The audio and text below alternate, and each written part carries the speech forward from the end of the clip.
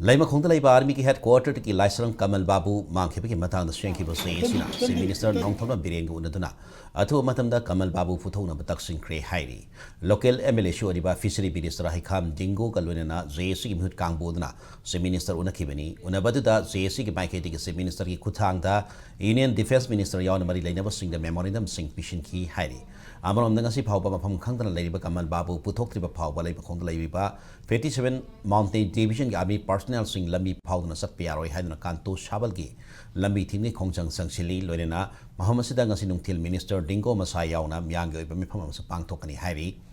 Ningsing Biabati, Lamakong Army Headquarter Campus Tagi, Laishram Kamalbabu, Mankipi Matangda, High Court of Manipur, Laliban and Kumapan Pop, Manung the Sub Status Report Pikalangaba, Sub Secretary, Security Advisor, Home Commissioner, DGP, SP Infal West of the same PSK OC the Kangan Balay Krabani.